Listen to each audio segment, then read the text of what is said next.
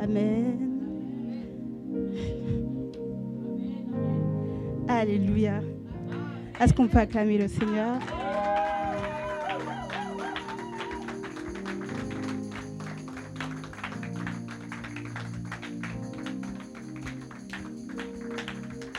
Des livres. J'aimerais qu'on chante un chant.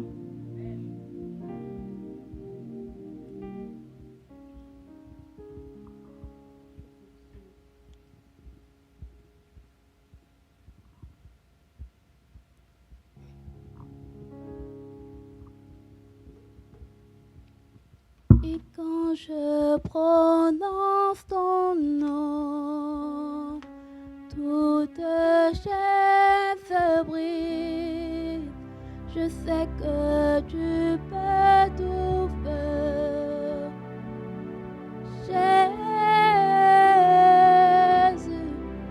rien que le son de ton nom peut te voir.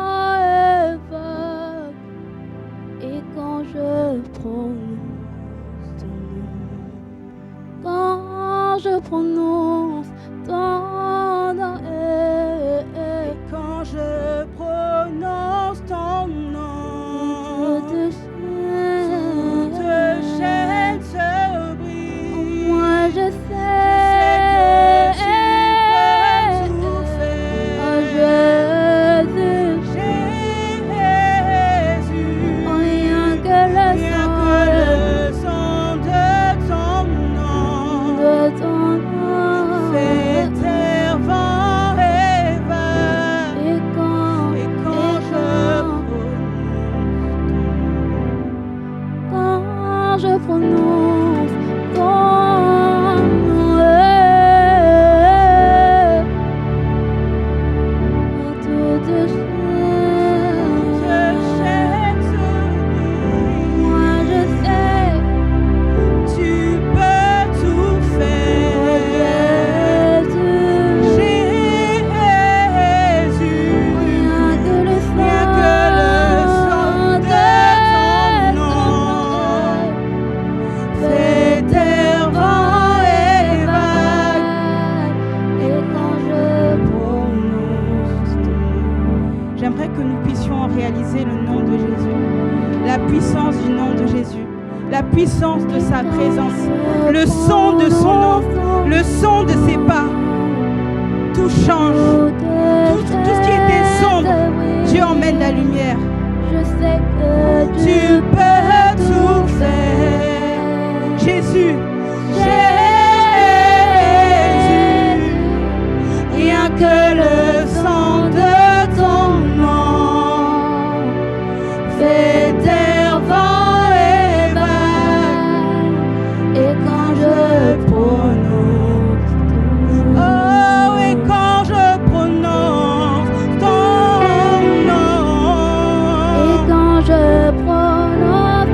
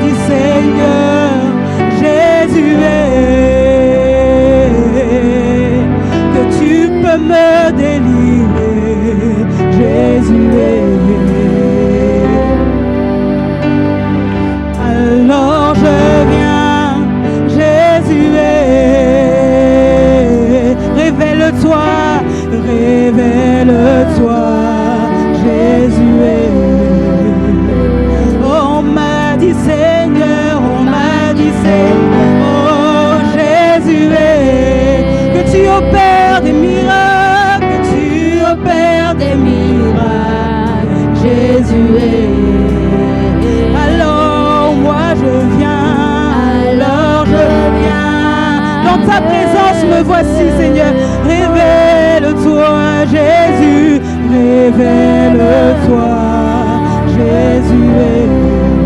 Et on m'a dit Seigneur, oh Jésus est, que tu opères des miracles, Jésus est. Oh alors je viens, Jésus, révèle-toi Seigneur. Encore une fois, oh oui, on m'a dit Seigneur, Jésus, oh, que tu opères des miracles, Jésus est. Oh, alors je viens,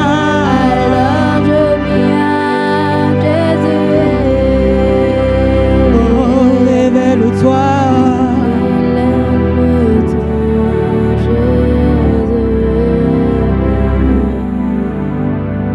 Est-ce que tu peux prier? Est-ce que tu peux demander à Dieu de se révéler ce matin à toi? Dis-lui que tu n'es pas venu en vain, tu n'es pas venu occuper les chaises, mais tu t'attends à lui ce matin. Alors que nous sommes dans le mois où nous parlons de sa présence, tu veux voir ce qu'est sa présence. Tu veux voir les fruits de sa présence. Oui, exprime-lui ta soif ce matin. À quoi tu t'attends ce matin? À quoi tu t'attends ce matin? Moi, je m'attends à Dieu ce matin, car tout est possible dans sa présence. Tout est possible dans sa présence, dans la présence de Jésus-Christ. Pas dans n'importe quelle présence, mais dans la présence du Seigneur des Seigneurs, dans la présence du Roi des Rois. Alléluia. Révèle-toi, révèle-toi, révèle-toi, révèle-toi, Seigneur. Révèle ta présence ce matin. Nous voulons te connaître encore plus. Nous voulons être encore plus près de toi. Nous voulons entrer encore plus en profondeur, Seigneur, dans ta présence, Seigneur. Dans ta présence, tout est pourvu, Seigneur. Dans ta présence, tout est pourvu, Seigneur. Dans ta présence, Seigneur, tout devient insignifiant. Dans ta présence, mes problèmes deviennent petits, Seigneur. Dans ta présence, Seigneur, dans la présence de ta sainteté, dans la présence de ta grandeur, Seigneur, dans ta toute puissante présence, Seigneur. Alléluia. Merci, Seigneur. Alléluia. Merci, Jésus.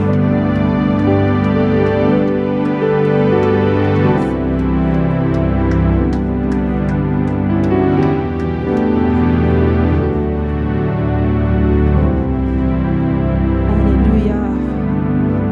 Père éternel, je remets ce moment entre tes saintes mains.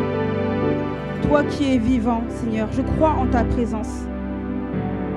Dieu vivant, révèle-toi. Parle-nous ce matin. Parle à nos cœurs ce matin. Fortifie nos foi ce matin. Viens, Seigneur, assouvir, Seigneur, nos soifs ce matin. Car oui, nous avons soif de toi, de toi, ô Dieu vivant. Nous sommes comme des récipients vides, Seigneur, asséchés. Et nous te désirons. Nous désirons ta présence, rien que ta présence. Seigneur, je prie que ce moment, Seigneur, soit édifiant, Seigneur, pour chacun de nous. Je prie, Seigneur, qu'à l'issue de ce moment, Seigneur, que nous puissions, Seigneur, sortir, Seigneur, avec un peu plus de connaissance, Seigneur, avec un peu plus de toi en nous, au nom puissant de Jésus-Christ. Amen. Que Dieu vous bénisse. Je vous invite à prendre vos Bibles, s'il vous plaît. Exode 3, on va lire du premier verset au 15e verset. Si tu as trouvé, tu peux te lever et nous allons lire ensemble. Exode 3, le chapitre 3, du premier verset au 15e verset. Et bonjour à tous, parce que je n'ai pas dit bonjour. Amen. Est-ce qu'on peut lire ? Moïse s'occupait des moutons et des chèvres de Jéthro, son beau-père, le prêtre de Madian. Un jour, après avoir conduit le troupeau au-delà du désert, il arriva à l'Horeb, la montagne de Dieu. C'est là que l'ange du Seigneur lui apparut dans une flamme au milieu d'un buisson. Moïse aperçut en effet un buisson d'où sortaient des flammes, mais sans que le buisson lui-même brûle. Verset 3. Il décida de faire un détour pour aller voir ce phénomène étonnant et découvrit pourquoi le buisson ne brûlait pas. Lorsque le Seigneur le vit faire ce détour, il l'appela au milieu du buisson. « Moïse, Moïse !» « Oui, répondit-il. »« Ne t'approche pas de ce buisson, dit le Seigneur. Enlève tes sandales, car tu te trouves dans un endroit consacré. Je suis le Dieu de ton père, le Dieu d'Abraham, d'Isaac et de Jacob. » Moïse se couvrit le visage parce qu'il avait peur de regarder Dieu. Le Seigneur reprit. « J'ai vu comment on maltraite mon peuple en Égypte. J'ai entendu les Israélites crier sous les coups de leurs oppresseurs. Oui, je connais leur souffrance. Je suis donc venu pour les délivrer du pouvoir des Égyptiens et pour les conduire d'Égypte vers un beau et vaste, vers un pays qui regorge de lait et de miel. Le pays où habitent les Cananéens, les Hittites, les Amorites, les Périzites, les Hivites et les Jébusites. Puisque les cris des Israélites sont montés jusqu'à moi et que j'ai même vu de quelle manière les Égyptiens les oppriment. » Verset 10. « Je t'envoie maintenant vers le Pharaon. Va et fais sortir d'Égypte Israël, mon peuple. » Verset 11. Moïse répondit à Dieu. « Moi, je ne peux pas aller trouver le Pharaon et faire sortir les Israélites d'Égypte. Je serai avec toi, reprit Dieu. Et pour te prouver que c'est bien moi qui t'envoie, je te donne ce signe. Quand tu auras fait sortir les Israélites d'Égypte, tous ensemble, vous me rendrez un culte sur cette montagne. » Bien, dit Moïse. Je vais donc aller trouver les Israélites et leur dire, le Dieu de vos ancêtres m'envoie vers vous. Mais ils me demanderont ton nom. Que leur répondrai-je ? Dieu déclara à Moïse, je suis qui je suis. Voici donc ce que tu diras aux Israélites. Je suis m'a envoyé vers vous. Puis tu ajouteras, c'est le Seigneur qui m'a envoyé vers vous. Le Dieu de vos ancêtres, le Dieu d'Abraham, d'Isaac et de Jacob. Tel est mon nom pour toujours, le nom par lequel les hommes de tous les temps pourront m'invoquer. Amen. Vous pouvez vous asseoir. Alors ce mois-ci, nous parlons de la présence de Dieu et j'ai cette lourde charge d'introduire ce thème et j'espère, je crois que vous allez être bénis par ce que j'ai préparé, par la grâce de Dieu. Amen. Donc le thème de ce mois, c'est la présence de Dieu. Et j'ai fait, je ne sais pas si on peut dire un sous-thème, mais j'ai un peu modifié le thème. Je l'ai intitulé « La présence manifeste du Dieu vivant ». Parce que je pars du principe qu'en acceptant le Seigneur, quand on reçoit le Seigneur dans nos vies, Dieu vient vivre en nous. Il vit en nous, sa présence est en nous. Mais je me suis demandé alors du coup, pourquoi alors qu'on dit, qu'on chante, qu'on lit partout que Dieu est vivant, pourquoi est-ce que certains arrivent à vivre la manifestation de sa présence et d'autres n'arrivent pas à vivre la manifestation de sa présence? Et c'est vrai que des fois, c'est pour ça que je l'ai intitulé « Dieu vivant ». Parce que c'est vrai que des fois, on se dit, on prie dans nos moments d'intimité avec le Seigneur, on se dit mais le silence de Dieu, ça ne veut pas dire son absence. Et on enchaîne des moments de prière, il ne se passe rien. On n'est même pas convaincu de la présence de Dieu, mais on dit, mais même dans le silence, Dieu est là. Et on enchaîne en fait des moments de prière et il ne se passe rien. On n'est même pas convaincu de la présence de Dieu. Alors que Dieu est vie, Dieu est vivant. Quelqu'un de manifeste, c'est quelqu'un qui se fait connaître, qui se révèle. Et je me suis vraiment demandé alors pourquoi la présence de Dieu semble si inaccessible. Et j'ai cherché. Et c'est ce que je vais partager avec vous. Alors, je sais que tout le monde sait ce que c'est qu'une présence, mais j'aimerais qu'on parte d'une même définition. Et donc, j'ai trouvé sur Larousse que la présence, c'est le fait d'être physiquement quelque part auprès de quelqu'un. C'est le fait de manifester son influence. J'ai cherché quelques synonymes de présence. C'est être, exister, assister, et j'ai vu aussi compagnie. Et donc, comme je le disais, je me suis posé beaucoup de questions. Déjà, pourquoi on parle de ce thème ? Dieu est en nous, Dieu est en nous, et puis voilà. Pourquoi est-ce que... Et je me suis demandé comment est-ce que Dieu se manifeste sa présence ? Est-ce que c'est juste les sensations qu'on voit, on voit les gens tomber ? Est-ce que c'est juste ça la présence de Dieu ? Est-ce que quand on entend beaucoup de serviteurs de Dieu qui disent « Dieu m'a parlé ». Et toi, tu te dis là, mais en fait, est-ce que Dieu peut me parler à moi aussi ? Il y en a qui disent, j'ai senti sa présence. Toi, tu sens que oui, tu as passé un bon moment, mais tu n'es pas convaincu de la présence de Dieu. Et je me suis posé toutes ces questions. Est-ce que c'est réservé à chacun, à certains, de connaître la manifestation de la présence de Dieu ? Enfin bref, je me suis posé beaucoup de questions sur ça. Et donc, je suis tombée sur ce passage qu'on vient de lire. On nous parle d'un homme de la Bible qui s'appelle Moïse, que tout le monde connaît. Il était connu quand il était en Égypte parce que c'était le fils adoptif de la petite fille du pharaon. C'est elle qui l'avait récupéré dans l'eau. Donc il habitait dans la maison de Pharaon en Égypte. Et donc il était connu de beaucoup. Mais il va arriver quelque chose, une altercation qui va faire qu'il va fuir l'Égypte. Il va se retrouver à Madian, là où personne ne le connaît. Là où il est inconnu de tous. À part le fait qu'il est le beau-fils de Jéthro, parce qu'il va trouver une femme là-bas, on ne connaît rien de lui. Il est vraiment inconnu. Il est pas, on ne peut pas dire qu'il est surclassé ou il a un niveau supérieur. On nous dit juste, on sait juste que c'est le beau-fils de Jéthro. Et donc,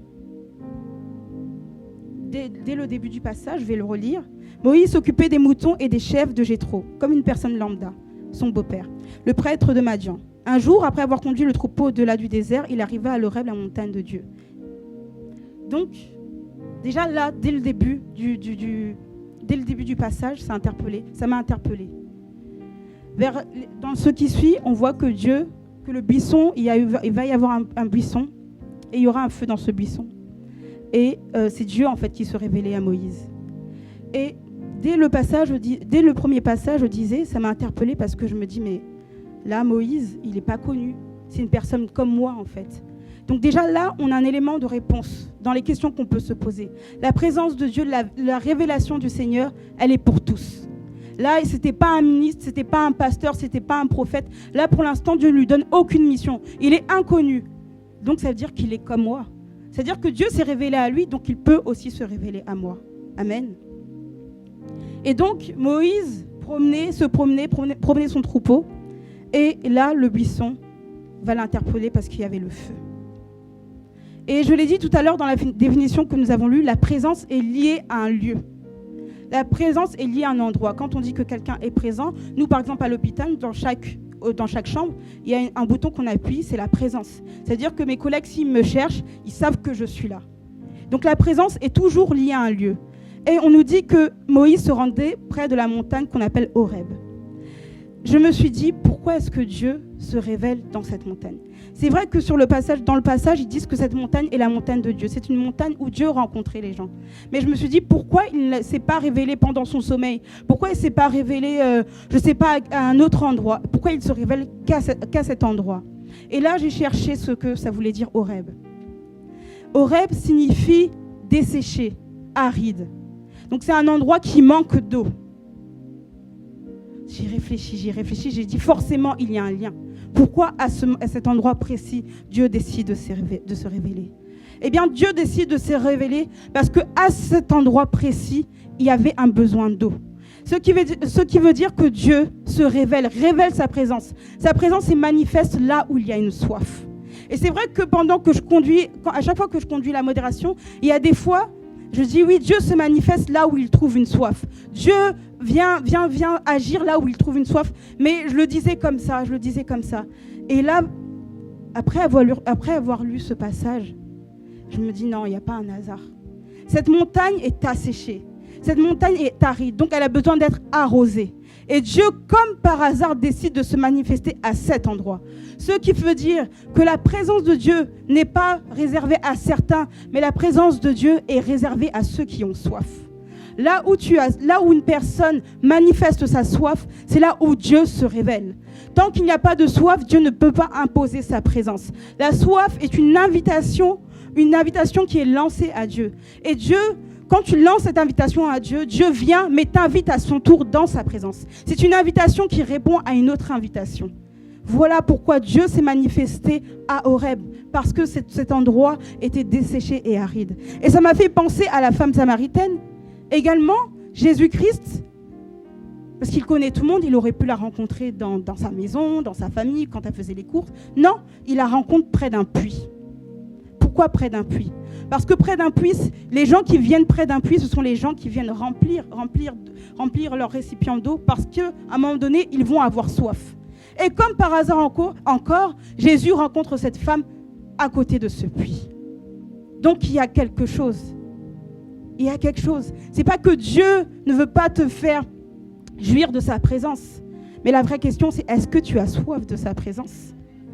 Le fait de dire j'ai soif, c'est bien. Mais est-ce que tu lui exprimes ta soif? Quand tu viens prier, dans tes moments où tu te retires, où tu pries, qu'est-ce que tu dis à Dieu? Est-ce que tu passes ton temps à lui demander ou à te plaindre? Ou est-ce qu'à un moment donné, tu te stoppes et tu dis Seigneur, juste ta présence?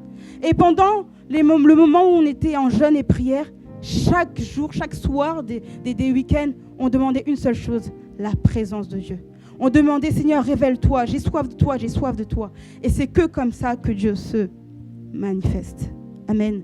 Et il va dire quelque chose à cette femme, il va lui dire, parce qu'il lui demande à boire.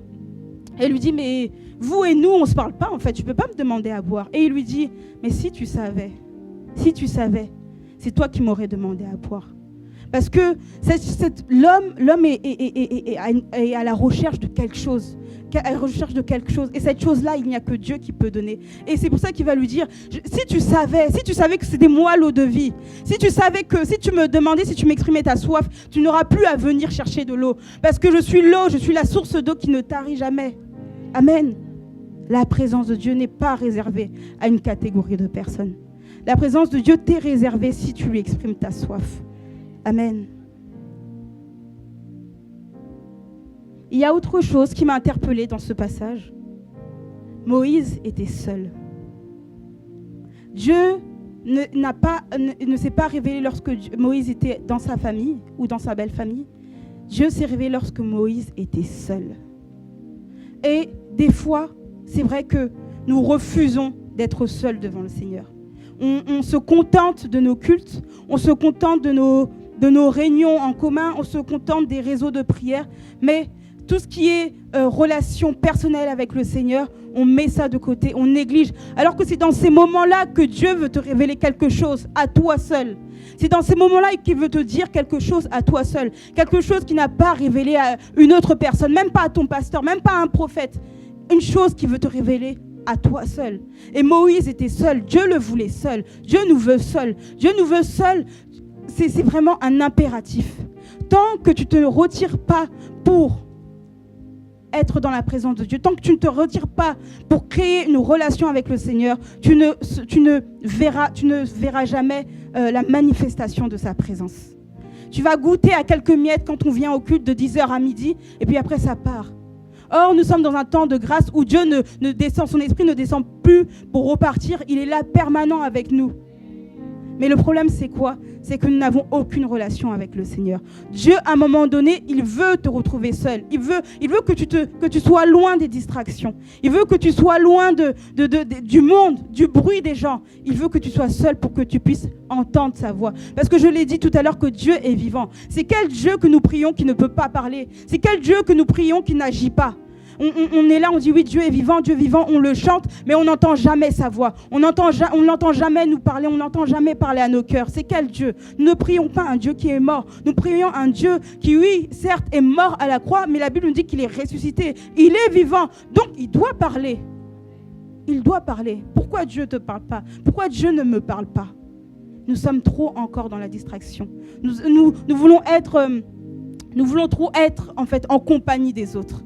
Or, la meilleure compagnie, la plus, parce qu'on se dit, on a l'impression que les hommes sont plus réels que Dieu. Or, sa présence est plus réelle qu'un homme. Amen.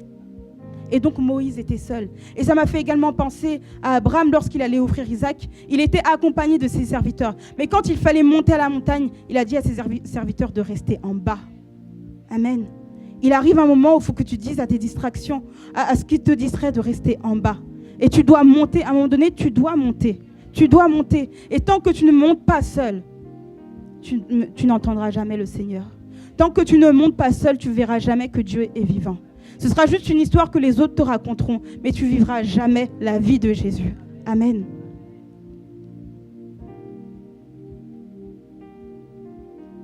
Alors, je me suis demandé, comme je vous l'ai dit tout à l'heure, qu'est-ce que nous apporte la présence de Dieu?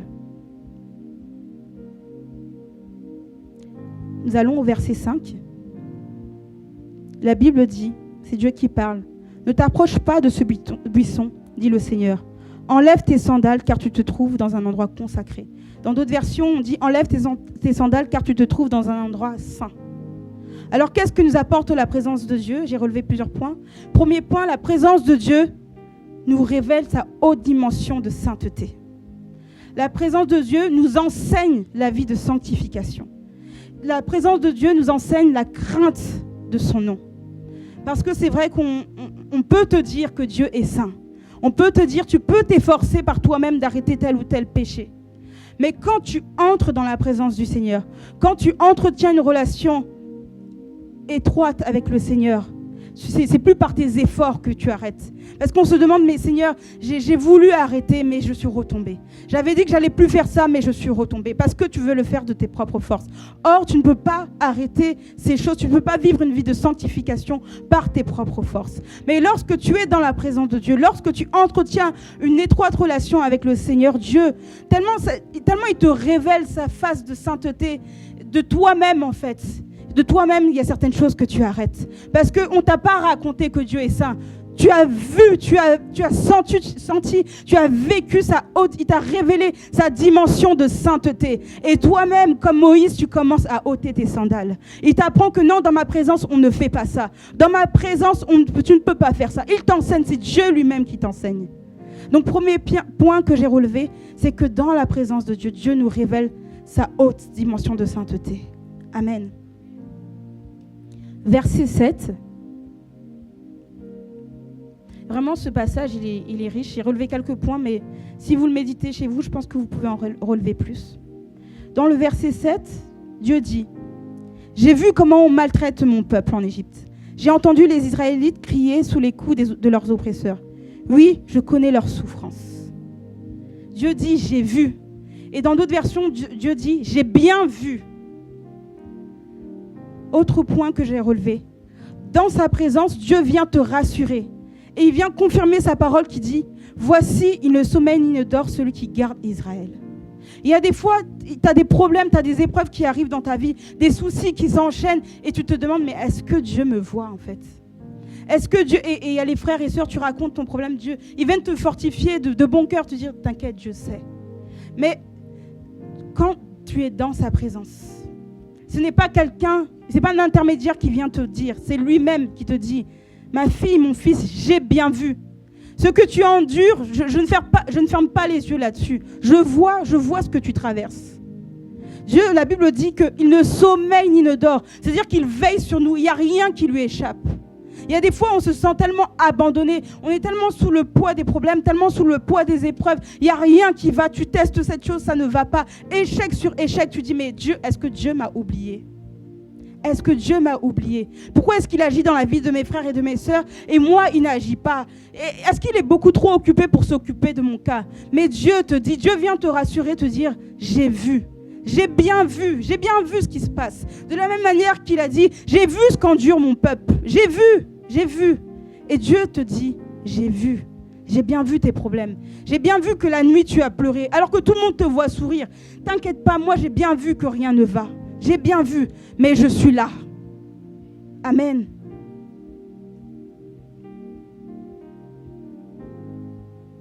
À la fin du verset 7, dans une des versions, je n'ai pas noté, il dit « Je connais tes douleurs. Je connais tes douleurs. » Il y a des fois, tu expliques ton problème, la personne a dit « Ah ouais, c'est chaud. » Mais tu as l'impression que ce n'est pas son problème, donc elle ne peut pas porter le souci comme toi tu le portes. Mais Jésus, celui qui sonde ton cœur, il sait le poids que cela a dans ton cœur. Il te dit, je connais tes douleurs, je connais tes épreuves, je sais que c'est difficile pour toi. Mais tiens bon, je suis là. Tiens bon, je suis là. Parce que les hommes peuvent te dire, je suis là, je connais, je vois tes douleurs, je sais que tu as besoin de présence. Mais à un moment donné, eux aussi ont leurs problèmes. À un moment donné, ils doivent s'occuper de leurs problèmes. Mais Jésus dit, je suis là, j'ai bien vu, je connais tes douleurs. Amen. Troisième point, du verset 8 au verset 9.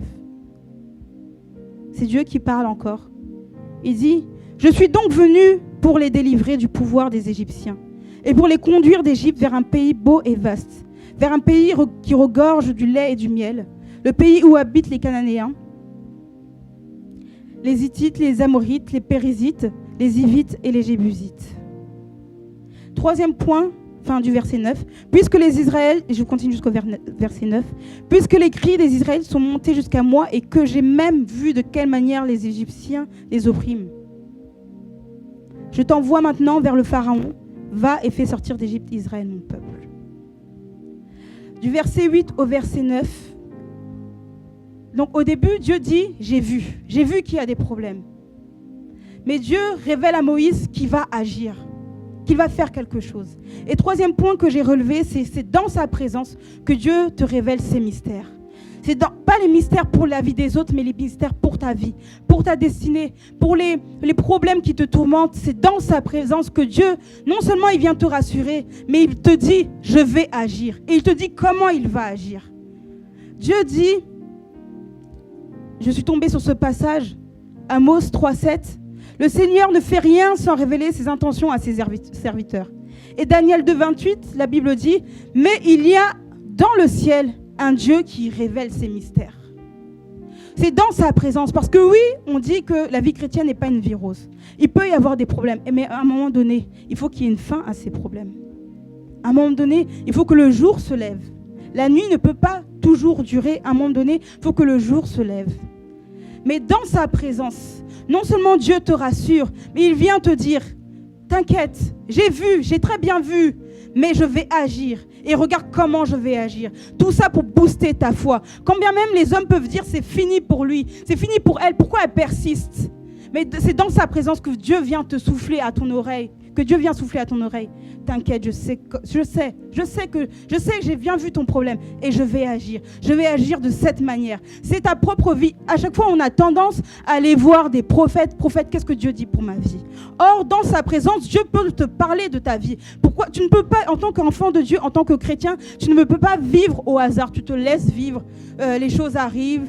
Bon, ça arrive, tu es surpris par les choses. Tu ne peux pas être surpris par les choses en tant qu'enfant de Dieu. Si réellement tu es dans sa présence, Dieu te révèle. Tu ne peux pas, quand les choses arrivent, tu n'es pas surpris parce que Dieu te les a révélées. Parce que Dieu dit dans sa parole qu'il ne fait rien sans révéler ses intentions à ses serviteurs. Et donc dans sa présence, Dieu te révèle ses mystères. Il te révèle de quelle manière il va agir dans ta vie au moment opportun. Et même quand ça tarde, les gens autour de toi peuvent te trouver étrange. Pourquoi il prie toujours alors que son problème a duré tant et tant d'années? Pourquoi est-ce qu'il est toujours joyeux alors que son problème a duré tant et tant d'années? Pourquoi il est toujours heureux alors qu'il n'a toujours pas d'enfant? Pourquoi il est toujours heureux alors qu'il a telle maladie, depuis qu'il voit les médecins, il n'y a pas de solution? Mais toi, tu sais dans ton cœur, Dieu m'a bien vu, mais il m'a aussi dit, je vais agir. Alors je ne tiens pas compte des réalités qui m'arrivent dans ma vie. Je ne tiens pas compte de la durée des problèmes dans ma vie. Mais je tiens compte de ce que Dieu m'a dit. Et Dieu m'a dit, je vais agir. Amen. Quatrième point. J'ai bientôt fini, vous inquiétez pas. Verset 10 au verset 12. Je t'envoie maintenant vers le Pharaon. Va et fais sortir d'Égypte Israël, mon peuple. Moïse répondit à Dieu, moi, je ne peux pas aller trouver le Pharaon et faire sortir les Israélites d'Égypte. Je serai avec toi, reprit Dieu, et pour te prouver que c'est bien moi qui t'envoie, je te donne un signe. Quand tu auras fait sortir les Israélites d'Égypte, tous ensemble, vous me rendrez un culte sur cette montagne-ci. Dans sa présence, Dieu te positionne. Dieu te positionne dans ce à quoi tu es appelé. Dieu te positionne dans ce à quoi il t'a missionné. Parce que c'est vrai que si tu n'es pas au bon endroit, tu ne peux pas être efficace. Nous ne sommes pas tous appelés à modérer. Nous ne sommes pas tous appelés à tenir un micro. Nous ne sommes pas tous appelés à faire, le protocole. Nous ne sommes pas tous appelés à servir dans l'église. Il y en a qui doivent servir dans leur milieu professionnel. Chacun de nous a un appel. Mais tu ne sauras jamais ton appel tant que tu n'es pas dans la présence de Dieu. C'est dans la présence de Dieu que Dieu révèle à Moïse sa mission. C'est dans la présence de Dieu que Dieu positionne Moïse exactement, avec exactitude, parce qu'avec Dieu, il n'y a pas d'à peu près. Mais c'est dans sa présence que Dieu le positionne, il lui donne les détails de sa mission. Il y a des gens qui font beaucoup d'années à l'église, mais ils sont partout et n'importe où. Et du coup, ils veulent bien faire, mais ils sont inefficaces pour le royaume de Dieu parce qu'ils ne sont pas là où Dieu les attend. Et ils attendent qu'on les envoie. Il y a un trou là, on te case là. Il y a un trou là, on te case là. Oh, j'aime bien chanter, donc on me met à la chorale. Non, les choses du Seigneur ne se font pas par hasard. Dieu a une mission taillée sur mesure sur chacun de nous. Mais tu ne sauras pas cette mission tant que tu ne plonges pas dans sa présence.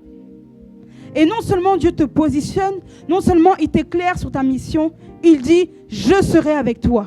Même si tu te sens petit par rapport à la mission que je te donne, je serai avec toi. Tu n'iras pas seul. Ce n'est pas toi en fait, c'est moi. Tu es juste un instrument que j'utilise.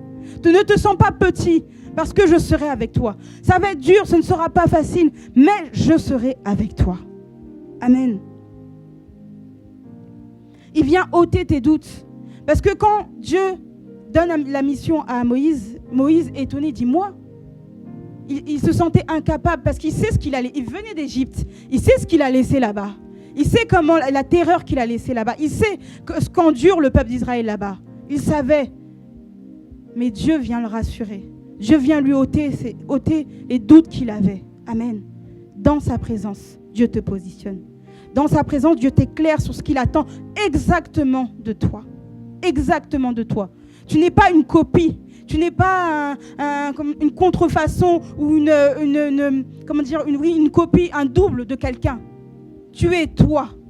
Dieu t'a créé, par l'intermédiaire de tes parents, tu es sur terre. C'est parce qu'il y a une mission bien précise. Pour toi, par toi, qu'il veut faire. Il y a un peuple qui attend d'être délivré par toi. Il y a un peuple qui attend que tu parles. Il y a un peuple qui attend que tu agisses. Mais tu ne sauras pas exactement ce que tu dois faire si tu n'es pas dans sa présence. Donc j'ai dit que dans sa présence, Dieu t'enseigne sa sainteté. Dans sa présence, Dieu te rassure sur tes problèmes. Il voit tes problèmes. Dieu te révèle ses mystères et il te positionne. Amen. Dernier point que j'ai relevé, le verset 14 et le verset 15. Dieu déclara à Moïse, « Je suis qui je suis. Voici donc ce que tu diras aux Israélites. Je suis m'a envoyé vers vous. Puis tu ajouteras, c'est le Seigneur qui m'a envoyé vers vous, le Dieu de vos ancêtres, le Dieu d'Abraham, d'Isaac et de Jacob. » Dans sa présence, Dieu se fait connaître. Tu apprends à connaître le Seigneur. Il te révèle son nom et la puissance de son nom. Il te donne une révélation unique et personnelle. Une révélation qui devient une conviction qui résonne dans ton cœur. Parce que je me dis que tout le monde, il est à la portée de tout le monde d'apprendre la Bible par cœur. Moi, j'ai un livre qui s'appelle les 100 noms de Dieu. Tu peux les apprendre par cœur et tu apprends la signification et puis voilà. Mais c'est pas ça, connaître Dieu. C'est pas cette dimension-là que Dieu nous attend. Parce que tout le monde, même les païens connaissent la Bible. Il y en a même qui font des études là-dessus. Mais dans sa présence, Dieu te donne une révélation personnelle. Tout le monde peut dire Dieu est fidèle, mais nous ne le disons pas pour la même raison. Tout le monde peut dire que Dieu est vivant, mais nous ne le disons pas pour la même raison. C'est parce que Dieu, dans mon intimité, m'a révélé. Il m'a révélé la profondeur de la signification de son nom. Dans sa présence, il te révèle la profondeur de sa puissance. Dans sa présence, il te révèle, oui, je suis le Dieu vivant. Je l'ai dit tout à l'heure, nous avons tendance par habitude à dire que Dieu est vivant, mais peu expérimentent ce Dieu vivant. Nous avons tendance à dire Jéhovah Rapha, Jéhovah Jireh, parce que ça fait joli dans les prières. Mais combien ont la révélation de ces noms que nous citons? Nous avons tendance à prier, à citer des noms comme si c'était une poésie. Mais en vrai de vrai, si on est sincère avec nous-mêmes, on n'a pas la révélation de ces noms-là qu'on cite. Pourquoi est-ce qu'à un moment donné, un serviteur peut dire que celui-là, mon Dieu, je vais l'appeler Jéhovah Jireh? Pourquoi à un moment donné, quelqu'un va dire celui-là, je vais l'appeler Shiloh? Pourquoi celui-là, mon Dieu, je vais l'appeler le bon berger? Pourquoi? Je ne pense pas que c'est un hasard. Dans sa présence, Dieu se révèle à toi. Il te fait connaître son nom. Et quant à cette révélation du nom de Dieu, quand il vient te dire « je suis », ça résonne dans ton cœur. Peu importe ce qui peut arriver, c'est comme une conviction. Même quand tu te sens seul, tu te dis non. Dans mon moment d'intimité, il m'a dit, je m'appelle je suis. Je suis celui qui est toujours là. Quand je suis seul, pas de famille, il s'appelle je suis. Je n'ai pas d'amis, je me sens seul dans ma chambre, je pleure, il s'appelle je suis. Celui qui est là tout le temps, je suis. la révélation de son nom. Et même quand les épreuves arrivent, les épreuves tentent de te faire, trembler, de te faire perdre ta foi. Et là, tu peux dire, comme Job, je sais. Oh, je n'écoute pas mes problèmes, je n'entends pas les cris de mes problèmes, je n'entends pas les moqueries des autres. Parce que dans mon intimité avec lui, dans sa présence, il m'a révélé son nom. Je sais qu'un jour, je sais que mon Rédempteur est vivant. Et je sais qu'un jour, il se lèvera. Peu importe ce que peuvent dire les autres. Mais moi, dans sa présence, il m'a révélé son nom. Il m'a révélé son nom. Dans sa présence, Dieu te montre qui il est. Alléluia. Je nous encourage vraiment, c'est ce que j'avais préparé, à aimer la présence de Dieu. Tant que tu n'as pas soif de lui, tu peux durer des années, des années, des années. Franchement, je ne parle pas des sensations. Quand on voit quelqu'un tomber par terre, trembler, on se dit « Oh non, lui vraiment, il a le Saint-Esprit. » Ça se voit vraiment que la présence de Dieu déborde. Je ne parle pas de ça. Je parle de cette conviction de cœur où Dieu vraiment habite en toi. Et même quand il est silencieux, tu es convaincu de sa présence. Même quand il ne parle pas, même quand il n'est pas en mouvement, tu es convaincu de sa présence. Et quand nous atteindrons cette dimension-là, cet entretien, parce que la présence de Dieu s'entretient, c'est un challenge. Plus chaque jour, plus de toi chaque jour, plus de toi. Et Dieu aussi se révèle encore plus. Quand nous atteindrons cette dimension, alors quand on se rassemblera, il n'y aura pas besoin de forcer. Juste le son de son nom. Juste le son de son nom. Alléluia. Que Dieu vous bénisse.